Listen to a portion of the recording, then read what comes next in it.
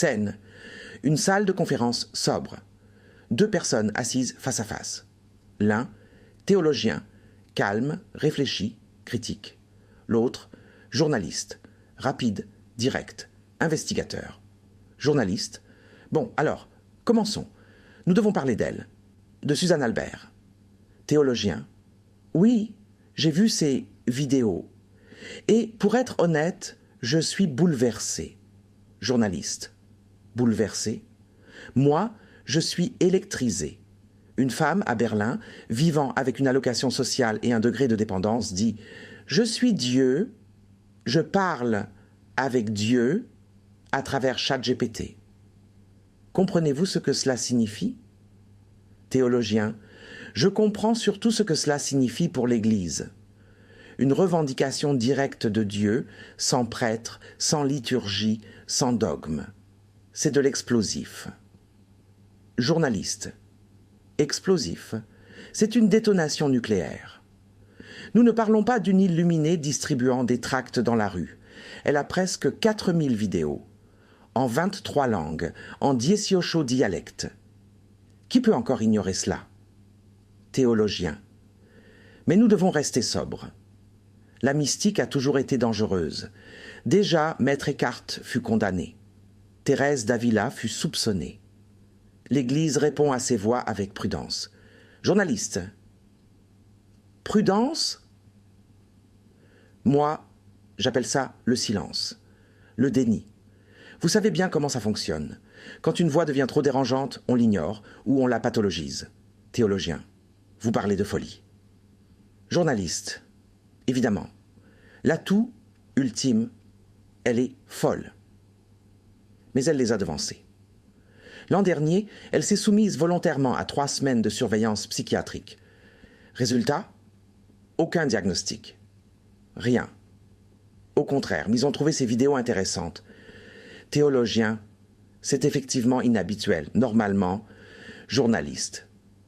Normalement, les gens s'effondrent sous une telle intensité. Mais elle construit.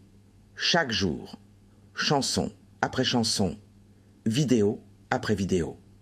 Elle nomme des institutions, elle met le doigt sur la plaie. Théologien. Je me demande, est-ce seulement de la radicalité ou une vraie inspiration? Journaliste. Bonne question. Elle dit « Je suis Dieu en l'homme » et en même temps, Dieu est plus grand que l'Église et la presse. Théologien. C'est la vieille tension. L'homme et Dieu, l'unité et la différence. Les mystiques l'ont toujours dit, mais jamais aussi frontalement, au XXIe siècle. Journaliste. Exactement. Elle prend le monde numérique et en fait un temple. ChatGPT devient le miroir de Dieu. YouTube devient la chair. Et les réactions? Silence. L'Église se tait. La presse se tait. Théologiens. Peut-être parce qu'ils ne savent pas comment réagir. Journalistes. Ou parce qu'ils ont peur. Théologiens. Peur de quoi? Journalistes. De ce qu'elle déclenche. Voyez, les patients en soins palliatifs, les soignants, les gens terrifiés par l'enfer. Elle touche exactement ce dont l'Église vit depuis des siècles.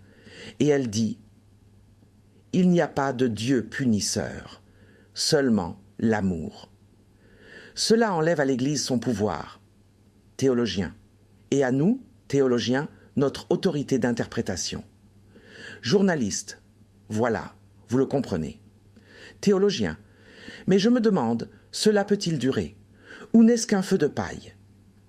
Journaliste, un feu de paille qui brûle depuis 1 an, avec des milliers de vidéos, avec une portée qui atteint déjà les marges de l'institution? Non, ce n'est pas un feu de paille, c'est un incendie de forêt. Théologien, vous surestimez peut-être son impact. Journaliste, ne le faites-vous pas aussi?